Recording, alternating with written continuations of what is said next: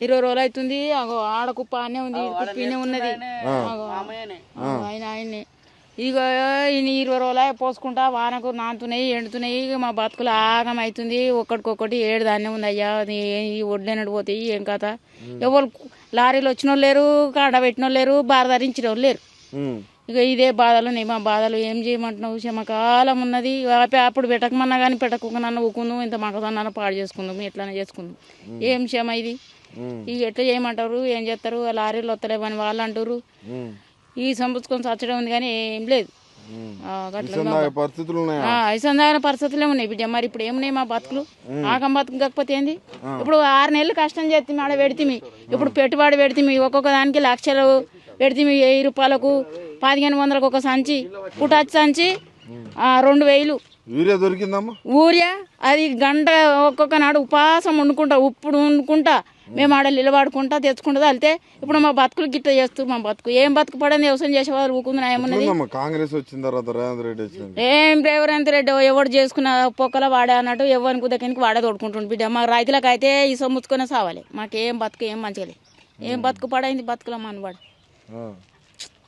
ఈ పరిస్థితులు వస్తాయి అనుకురా? రేవంత్ రెడ్డి వస్తే, కాంగ్రెస్ వస్తే ఇట్లా అవుతుంది గిట్లా అవుతుంది అని ఎవరికి అయ్యా మాకు తెలియదు.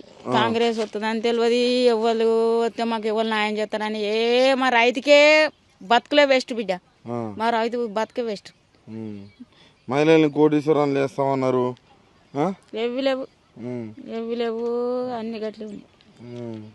2500 ఇస్తామన్నారు, 500 ఎవ్వు లేవు, గాసు లేవు, ఎవ్వి లేవు బిడ్డ. ఇప్పుడైతే మా బతుకులు అయితే ఆగం కాకపోతే ఏంది ఇది? ఇప్పుడు వెంటనే నీడుమోడేమో వెంటనే పోయినాయి. ఇప్పుడు 20 రోజులకో ఈడ కావాలి కాసుకుంటా వాన పడుకుంటా కింద మీద పోతే మొత్తం కిందికి వెళ్ళినాయి. పోతా ఉన్నాం, మెరట ఎండలో వస్తున్నాం జ్వరాలు వచ్చి. ఏం చేస్తాం చెప్పు? ఇప్పుడు సూది ఇప్పించుకుందామన్నా మా దగ్గర రూపాయి గది లేదు. మా బతుకు గట్లుంది. ఇప్పుడు అడిగిన వాళ్ళ బదలు కూడా ఇస్తలేరు. మా ఏం చేయమంటాం చెప్పు?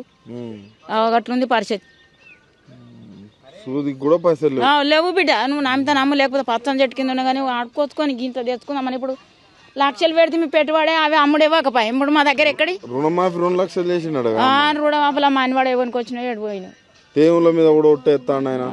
వేస్తాడు, అన్ని వేస్తాడు, అన్ని వేస్తారు, అన్ని చెప్తారు. దుక్కులు దున్నే టైం అయింది. నారు ఇప్పుడు రోనేనాయ్, ఇది రోని కదా, రోనేనాయ్ ఇప్పుడు పోయాలిగా పోసుడే. ఇప్పుడు మరి ఇక్కడ ఉన్నాక మరి అక్కడ 4 రోజులు పోయాలి. ఈయనే ఉంటున్నాం. ఇంకేంది ఇంకా 4 పోసులు ఎందుకు? వడ్లు పోసుకొని అన్ని ఆయన అన్నాడట ఎవరో మల్లన్న సాగర్ పోయిర్రి వడ్లన్నీ కొండపోయని. ఈయన మల్లన్న సాగర్ పోయమన్నారట. మొత్తం కొండపోయి పోయిర్రి దానం పెట్టురు అన్నారట. మరి ఆయన ఎంతో మంచోడో ఏమో. మరి ముందుగాల వాళ్ళు పోసినాక వెనక చిరు మేము పోతాం. ఇంకేం చేస్తాం బిడ్డ? మరి ఇబ్బంది అంటే ఈయడు కొట్టిన ఎండలు అయితే ఎన్నడో కొడతలేవు. ఎంతగానో కొడుతున్నాయి బిడ్డ ఎండలు. మస్తు ఎండలు కొట్టబట్టే ఎండల సాగు మరణం అవుతుంది బిడ్డ. జ్వరాలు వస్తున్నాయి, సాగు మరణం అవుతుంది. నిన్న నాకైతే నొప్పి లేచింది. పొద్దు మీకు సూది